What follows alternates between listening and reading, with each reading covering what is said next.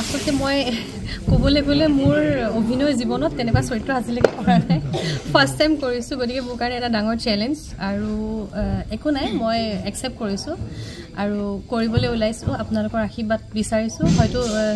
সেইখন কৰাৰ পিছত মোৰ কনফিডেন্স বাঢ়িব যে মই যিকোনো চৰিত্ৰই কৰিব পাৰিম বুলি কনফিডেন্ট হ'ম গতিকে প্ৰাঞ্জল দাৰ এখন খুব সুন্দৰ ড্ৰামা কালাৰ্ছ অফ লাভ আৰু সেই নাটকখনত খুব সুন্দৰকৈ প্ৰেমটো দেখুওৱা গৈছে এখন ট্ৰেইনত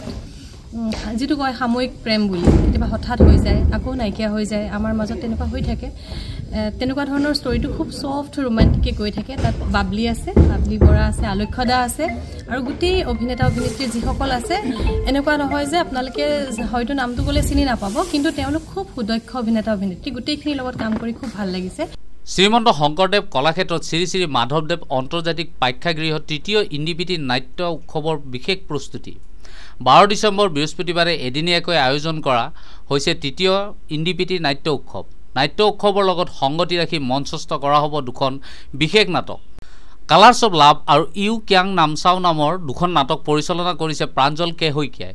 কলাক্ষেত্ৰৰ পুনৰদিয়াবে আখৰা চলিছে নাট দুখনৰ কালাৰ্ছ অফ লাভৰ মূল চৰিত্ৰত অভিনয় কৰিছে ডক্টৰ আলক্ষ্য বৰুৱা অংকিতা শইকীয়া বাবলি বৰাৰ লগতে বহুকেইগৰাকী জনপ্ৰিয় শিল্পীয়ে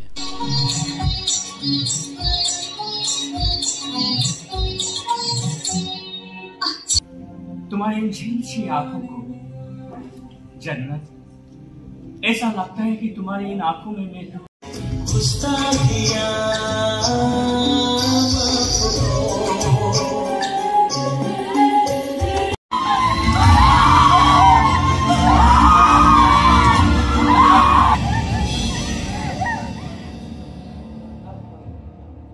সকলো টেলেন্টেড লাইট কৰি আছে আমাৰ তপনদাই মিউজিক কৰি আছে মনদীপে গতিকে খুব সুন্দৰকৈ টিম ৱৰ্ক হিচাপে আগবাঢ়িছে আৰু একেবাৰে প্ৰথম কথাটো হৈছে আমাৰ ৰিহাৰ্চেল একেবাৰে নাই 3 দিনমান ৰিহাৰ্চেল হৈছে চাগে ভালকৈ তাকো হোৱা নাই যে সকলোৰে সুবিধা অসুবিধা মিলাই ৰিহাৰ্চেল কৰা হৈছে তথাপিতো কিন্তু সকলো মানে কনফিডেন্ট আছে যে কাইলৈ আমাৰ ভাল হ'ব আৰু সকলোকে আমন্ত্ৰণ জনাইছোঁ সকলো আহক 4 বজাৰ পৰা প্ৰথমখন ড্ৰামা নহয় জানো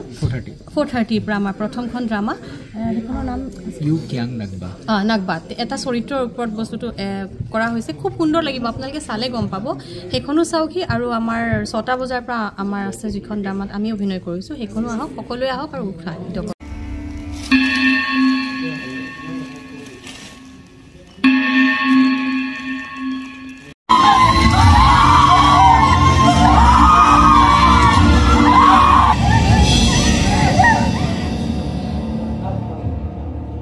কালিলৈ আমাৰ দুখন নাটক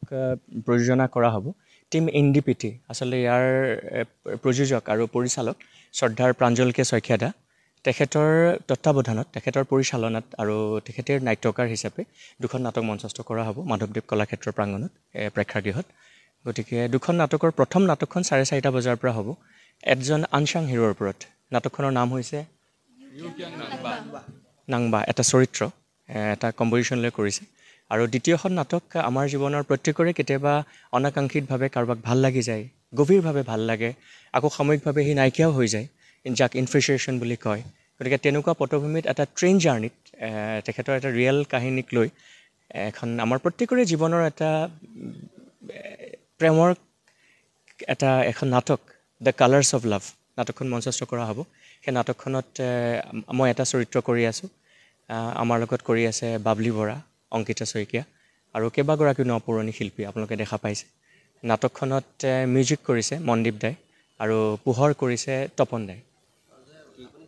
আসলতে প্ৰাঞ্জল দাই ক'লে নাটকখন আমি 1.5 বছৰমানৰ আগতে এবাৰ ভাবিছিলোঁ কিন্তু সেই সময়ত কোভিড আহি যোৱাৰ কাৰণে কৰা নহ'ল কিন্তু হয় আপুনি ঠিকেই সুধিছে মোৰ কণ্টিনিউৱাছলি এখন মোৰ 6 নম্বৰ বায়'পিকৰ পাছত নাথৰম গছে আমাৰ বিষ্ণু ৰাভা কলাগুৰু বিষ্ণু ৰাভা জ্যোতিপ্ৰসাদ আগৰৱালাদেৱ তাৰপিছতে কেইবাখনো বায়'পিক কৰাৰ পিছত আমি জানুৱাৰীত ৰূপালিম কৰিবলৈ গৈ আছোঁ গতিকে তাৰ মাজতে এখন নাটকে মোৰ গোটেই চৰিত্ৰৰ যিটো ভাৰ্চেলিটেলিটি